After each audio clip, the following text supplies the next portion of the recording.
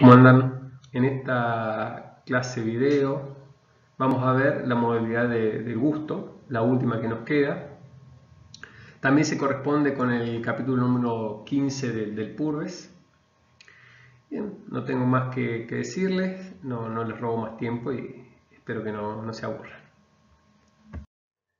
Al igual que el olfato, el gusto es un sentido químico. En aquel caso decíamos que la molécula que íbamos a censar tenía que ser volátil, tenía que poder viajar por el aire, volar.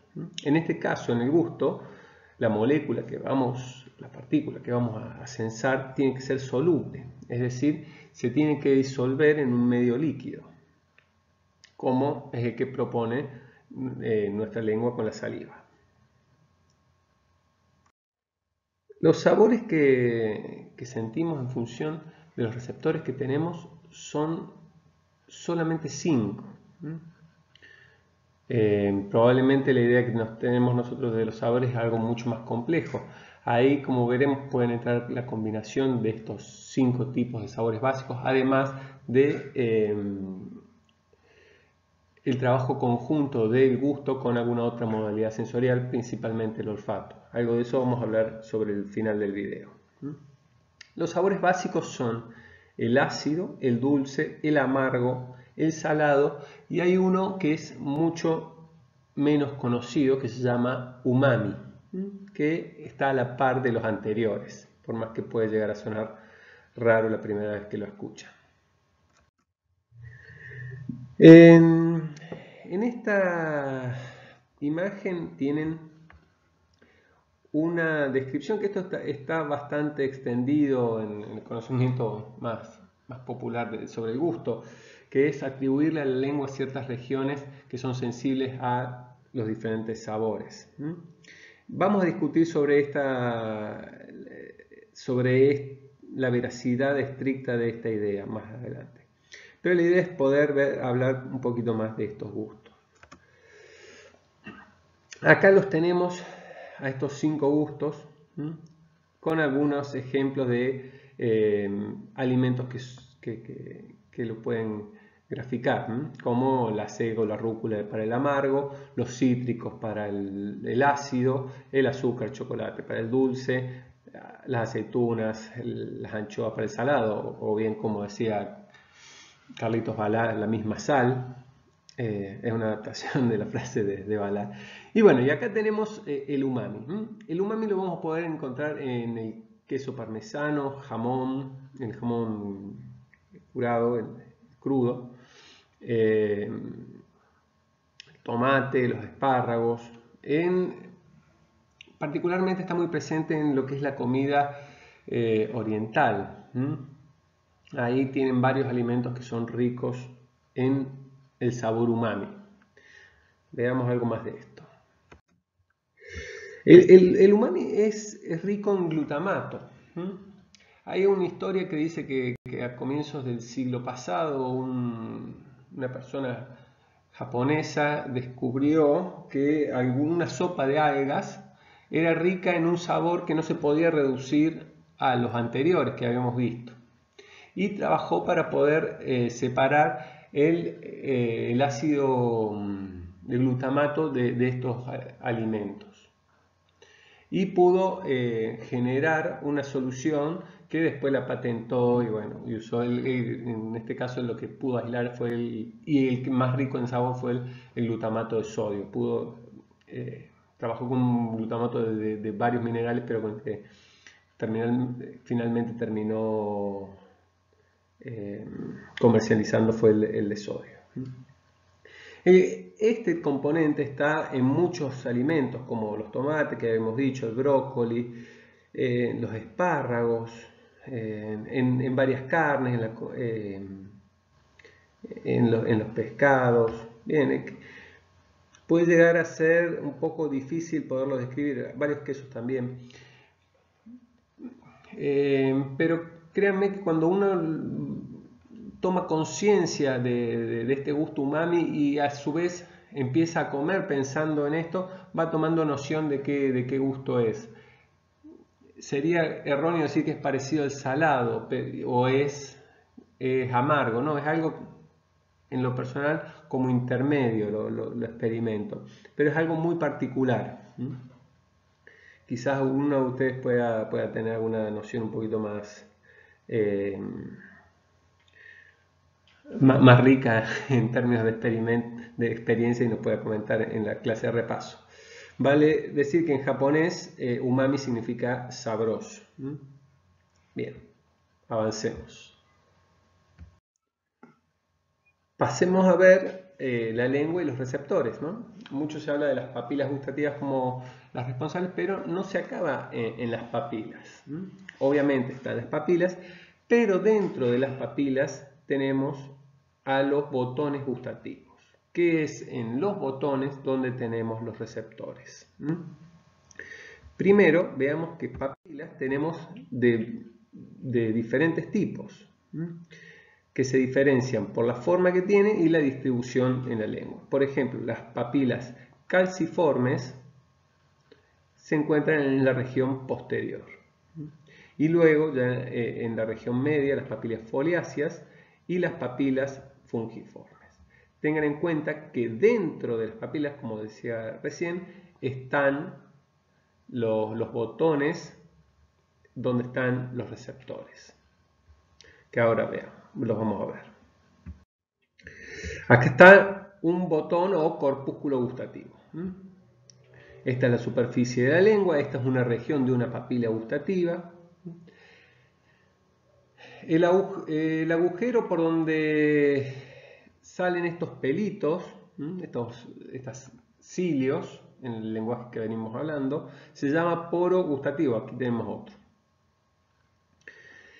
Tenemos la célula gustativa que finaliza en la superficie de la papila con estos pelitos, y además tenemos, parecido al olfato, células de sostén que le van a dar forma a este botón o corpúsculo. Luego tenemos conexiones con la fibra nerviosa, que va a terminar siendo parte de las vías de conexión. Van a ver que van a ser varias con el sistema nervioso central. La transducción gustativa va a depender siempre del tipo de sabor que estamos sensando. Las diferentes moléculas de cada sabor tienen mecanismos particulares. En un receptor, en términos generales, tenemos una región apical, la región que está más cerca de la superficie, y una región basal, basolateral, está indicado acá. Acá tienen en las llaves indicando estas dos regiones. Como pueden ver, acá lo vamos a ver en la próxima diapositiva, pero podemos ver, por ejemplo, dulce, amargo, umami, que tienen un receptor que está acoplado a una proteína G, que luego va a terminar activando otros canales. Pero por el otro lado tenemos la sal, por ejemplo, que tiene un canal iónico que permite el paso justamente del sodio, de la sal. Y luego tenemos una serie de otros canales en la región basal que va a permitir el flujo iónico. Posteriormente tenemos la liberación de neurotransmisores, en este caso es la serotonina, que va a generar el potencial en la próxima neurona. Acá tenemos por sabor los diferentes mecanismos que estarían mediando en la transducción. Por un lado tenemos receptores ionotrópicos, que son para la sal, para lo salado y para lo ácido. Y por otro lado tenemos receptores metabotrópicos, que es para el umami, el dulce y el amargo. Todos acoplados a la proteína G, que van a terminar mediando la transducción a través de un canal de potencial de receptor transitorio. Ahora vamos a ver un poquito más de eso. Una variante de este tipo de canales es la que tiene los sabores ácidos, mientras que el canal de la sal sería el más sencillo de todos, que permitiría poder entrar las moléculas de sodio. La familia de receptores de potencial transitorio es una superfamilia de receptores que está en muchísimas células de nuestro cuerpo. En términos generales son canales catiónicos que son permeables al calcio, que no son sensibles al potencial de la membrana, al estado del voltaje de la membrana, y que pueden ser activados por muchos estímulos, desde físicos, mecánicos, químicos, ligandos que tanto pueden ser endógenos como exógenos. Justamente en el gusto también tenemos tanto ligandos exógenos como endógenos. Exógenos tenemos el ácido, el ácido trabaja con moléculas de hidrógeno que serían el ligando para estos canales. El ácido se convierte a moléculas de hidrógeno y eso es lo que terminamos sensando y lo que nos va a dar la activación del sabor de ácido. Por otro lado tenemos el umami, el dulce y el amargo, que van a funcionar estos canales con receptores acoplados a una proteína G, que va a terminar activando de manera, en este caso, endógena a los canales específicos para cada uno de estos gustos. Vale decir que, bien, si bien no lo vimos en otras clases de modalidades sensoriales, en la percepción del dolor, de la temperatura, también de la percepción, están involucrados este gran tipo de receptores de potencial transitorio. Con respecto al mapa ese del que habíamos hablado al comienzo, que está acá presentado, que describe cierta sensibilidad específica de algunos sectores de la lengua para determinados sabores, por ejemplo, la punta de la lengua el dulce y al final de la lengua el amargo. Es una simplificación pedagógica del funcionamiento de la lengua que está muy distribuida en los manuales sobre el tema. Es muy común ver este tipo de mapas. No obstante, tomarlo de manera rigurosa es erróneo porque implicaría que una partícula dulce solamente se puede sensar en la punta de la lengua y no en otro lado. Y lo mismo con cualquier otro gusto, lo cual no es así. Se condice con este tipo de mapas con que hay más receptores para partículas ácidas, amargas en las regiones que están acá, pero no implica que en los otros sectores de la lengua no haya. Hay en menos cantidad, por lo cual se podría sensar con menos sensibilidad, pero sí se podría sensar. Por eso se dice que tomar de manera estricta este mapeo es incorrecto, es falso el mapeo. Repito para que no queden dudas, los receptores para cada uno de estos sabores están en toda la lengua y principalmente en estas regiones. Lo cual hace que, si bien tenemos mayor sensibilidad de estos sabores en las regiones marcadas, no quita que en el resto de la lengua también podamos sensar los otros sabores con menos sensibilidad. Bien, espero haber sido claro. Un dato un poco más de color, pensar qué sucede con el picante. Habíamos visto que los pimientos tienen, los picantes tienen una sustancia que se llama capsaicina que activaba las vías dolorosas. Bueno, acá para el sabor también tenemos receptores que eran de esta misma familia que vimos de potencial transitorio, un subtipo que recepta específicamente la capsaicina. Hay incluso receptores específicos para componentes del ajo como la lisina, para el mentol también, específicos para determinadas sustancias que no se reducen a esos 5 gustos básicos, sino son receptores específicos. Y más allá de esto, el picante, como lo habíamos visto cuando vimos lo del dolor, da la sensación de calor por un lado y también dolorosa, que es un componente que se le suma a la complejidad, que le suma complejidad a esta idea del sabor.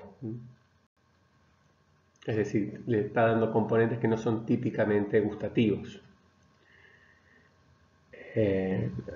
Bien.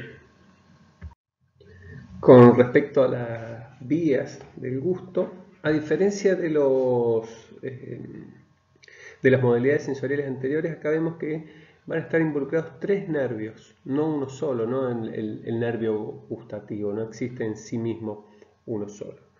Va a ser el nervio facial, el par craneal número 7, el glosofaringeo, el par craneal número 9 y el nervio vago, el número 10. Algunas ramas de estos nervios están involucradas en diferentes regiones para recibir información de diferentes regiones de la lengua. Todas estas van a entrar al sistema nervioso central y van a hacer el primer relevo en el núcleo del tracto solitario, que queda en el bulbo raquídeo en la región caudal, en la parte de atrás de la cola. Y luego se diversifica un poco, a diferencia de las modalidades anteriores, no tan así con el olfato, pero con las anteriores, tenemos una sinapsis en el tálamo.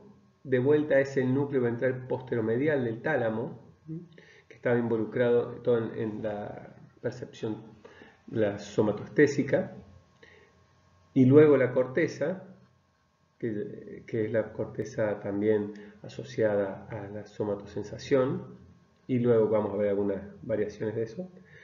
Pero lo que quiero decir es que además de la vía que va al tálamo, tenemos asociaciones con la amígdala y con el hipotálamo en la región lateral.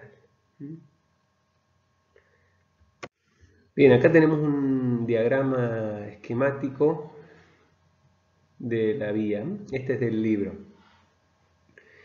Tenemos los 3 nervios craneales con la región de la lengua que le corresponde a cada uno.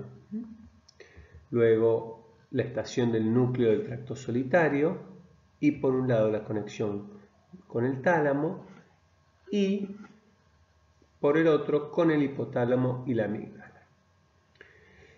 Se piensa que estas conexiones están relacionadas con controles autonómicos de la ingesta de comida, por un lado en el hipotálamo y por otro lado con las sensaciones que pueden llegar a despertar de placer y displacer en un sentido bien más emocional. Se piensa que estas vías son más filogenéticamente más antiguas que la que va conectada a la corteza, y la corteza con la sensación más consciente del gusto. Habíamos dicho corteza que tenía una cuestión particular, es que habría dos aferencias particulares. Una en la corteza gustativa insular. Recuerden que la ínsula es esa región de corteza que queda metida adentro del encéfalo. Tendríamos que agarrar la fisura de Silvio y abrirla, la fisura lateral. Cuando la abrimos, ahí vamos a poder empezar a ver la corteza insular, que queda en esta región. La parte de arriba está asociada al gusto. Y otra cuestión, es la región somatosensorial primaria. Se correspondería en la altura, si esto es anterior y esto es posterior, a la misma altura que está la circunvolución postcentral. Ahí estaba el mapeo del homúnculo de Penfield. La parte de la lengua, si lo revisan, estaría representada en esta región de la ínsula. En la región temporal, lo que estaría ya parte del lóbulo temporal, recuerden que habíamos hablado de la región primaria de la audición, ¿no? Capítulo aparte ese. Bueno, tenemos esta conexión y por otro lado tenemos una región frontal. Si ven acá en este gráfico, nos está marcando dónde están los cortes estos coronales. Uno es en la altura esta más postcentral y otro en una región frontal, que es la corteza gustativa frontal, el opérculo frontal. Aquí lo van a tener. Y este área se asocia a una integración multimodal de las sensaciones. Como vamos a ver ahora con lo que vamos a terminar la clase, el gusto, la sensación del gusto está muy relacionada con otras modalidades sensoriales. Probablemente esta área frontal sea la encargada de integrar muchas de las señales que nos van a dar los otros sentidos. Asimismo, hablando con el profesor Bueno de la otra cátedra de la B, me comentaba que hay una posible explicación también en la corteza insular con la corteza piriforme del olfato, que también una de las relaciones más fuertes que tiene el gusto es con el olfato, que posiblemente haya alguna conexión involucrada aquí. Pero bueno, ahí nos vamos un poquito del libro con eso. Sigamos. Ya para terminar, veamos la interacción del gusto con las diferentes modalidades sensoriales, que si bien empezamos diciendo que el gusto se debía a 5 sabores básicos, después pudimos ver que había receptores específicos para algunas sustancias que no estaban incluidas, como la capsaicina del picante. Ahora vemos que la sensación gustativa es mucho más compleja porque necesariamente se inmiscuye relaciones que puede establecer el gusto con otras modalidades sensoriales. La más obvia de estas relaciones es con el olfato. Están muy próximos los centros sensoriales de ambas modalidades. Tenemos en este diagrama, podemos ver la lengua y por otro lado el epitelio olfatorio acá arriba. Y hay una conexión que es la vía retronasal, que el aire que las partículas de eso que estamos comiendo, que sean volátiles, pueden ingresar al epitelio olfatorio a través de la vía retronasal. Y en este sentido, lo que estamos comiendo, además de poder entrar a nuestro olfato por la vía nasal, también mientras lo masticamos y deglutimos, estaría estimulando el epitelio olfatorio. Por eso, mucho de lo que nosotros sentimos es una combinación de las dos modalidades sensoriales. Y por eso, muchas veces, cuando estamos resfriados, no sentimos el gusto. En realidad no sentimos eso que llamamos gusto, que es tan complejo, pero sí deberíamos poder sentir los sabores básicos que vimos al comienzo.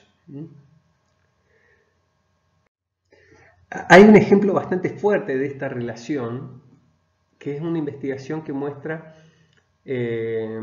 por qué hay personas que le gusta mucho el cilantro y hay personas que lo odian. No sé si lo conocen, el cilantro es esta hojita, es muy parecido al perejil en la vista, pero no en el gusto. Yo soy particularmente de las personas que no les gusta el cilantro. El cilantro despierta amores y odios muy fácilmente. Si no conocen, pregunten a gente allegada a ver si ha probado el cilantro y si les gusta o no. Hay gente, sí, la verdad que acompaña bien, y hay gente que directamente dice, no me des cilantro. Yo me ubico en este último grupo. El trabajo este postula a que esta sensación bien dicotómica que despierta el cilantro se debe a la expresión de un gen en el epitelio olfatorio, que va a hacer que tengamos un receptor o no lo tengamos. Si se expresa lo tenemos, si no, no. Y supuestamente las personas que tienen ese receptor perciben al cilantro con un gusto jabonoso. Y es tal cual, lo dice así, y yo que lo odio, al parecer me tendría que hacer un análisis genético, pero yo lo siento como comer una hoja con gusto jabón. Bueno, justamente se debería a la presencia de este gen. En realidad yo lo estoy sintiendo como un gusto, pero ese gusto tan particular se debe a una estimulación olfatoria. Siempre me interesa bastante este trabajo. Otra interacción del gusto es con el tacto. Es decir, las sensaciones táctiles que tenemos de la comida mientras la estamos saboreando con la lengua. El gusto, por ejemplo, en texturas viscosas va a ser menos intenso que en el líquido. Pregúntense, si ponen un líquido con X cantidad de azúcar, ¿cuál va a ser más dulce? Si lo toman como líquido o si lo comen como una gelatina. Esta evidencia indicaría que el líquido, cuando la gelatina, antes de ponerse firme, la van a sentir más dulce que cuando ya está firme.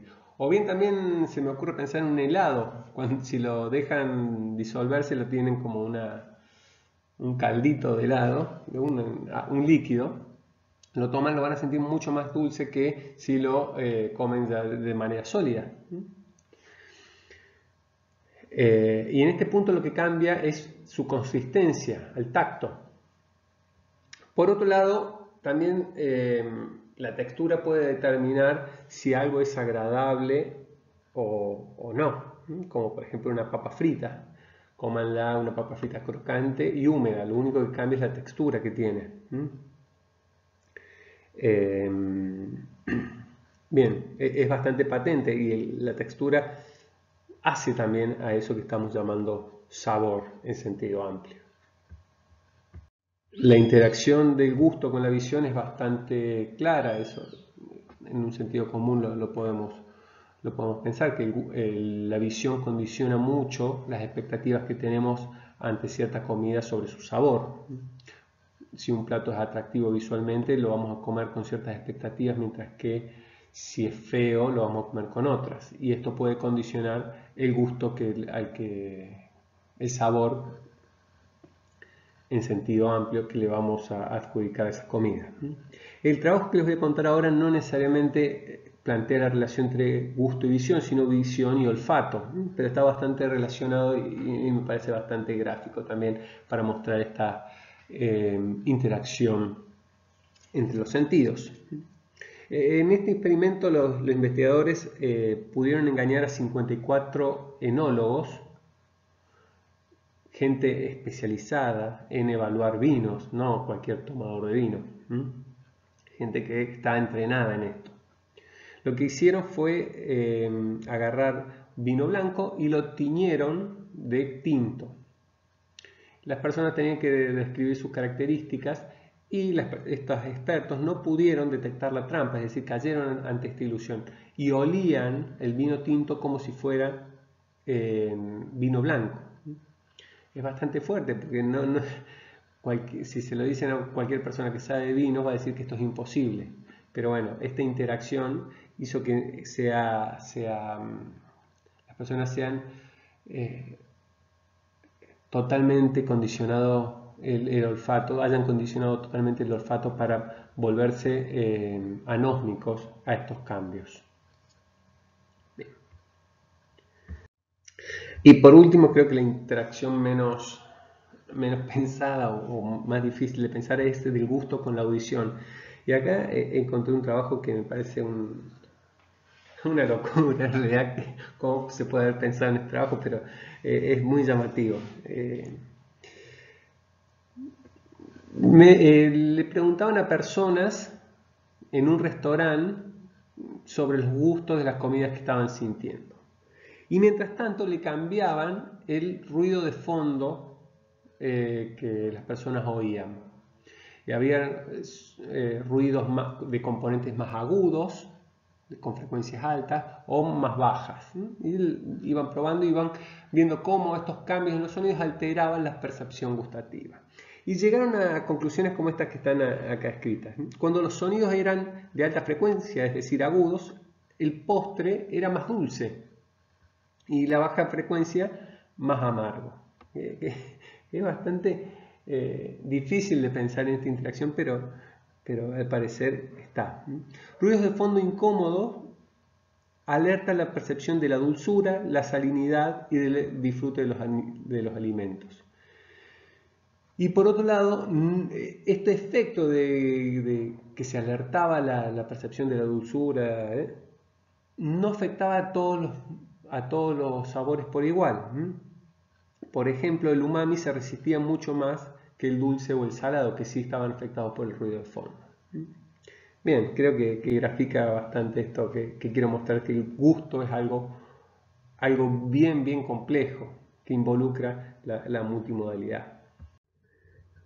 Justamente esta idea está planteada en este gráfico que trata de clasificar los diferentes niveles del gusto. Tenemos por un lado el gusto básico, que se relaciona con esos 5 tipos de sabores, para los cuales tenemos receptores específicos. Luego tenemos algo más grande que aquí llaman sabor, donde se involucran esos receptores específicos como la de la capsaicina que vimos. El flavor, donde tenemos también sumamos la estimulación olfatoria de eso que estamos comiendo. Luego la palatabilidad, que involucra la textura, el color, el sonido, que estaría mostrando las interacciones estas últimas que vimos. Y ya en una región más grande interfieren factores individuales como el estado particular de la persona en ese momento, o bien culturales. Y acá el ejemplo siempre que se me viene a la cabeza es el consumo de picantes en culturas como la mexicana, ¿no? Que el picante está totalmente integrado a la dieta. Y incluso hay una anécdota de color que se ha demostrado que la leche materna tiene componentes de capsaicina. Incluso el bebé, cuando ya está tomando la leche del pecho de la madre, ya está recibiendo esa dosis de picante. ¿Qué van a hacer? Van a configurar el perfil de los sabores de la persona. Tenía un conocido mexicano que había venido acá a la Argentina y no sentía sabor a nada a la comida nuestra, y justamente era porque no tenía ese componente al cual estaba tan acostumbrado, que era de picante. Bien, aunque no lo crean, llegamos al fin, y al final de todos los videos de las diferentes modalidades sensoriales,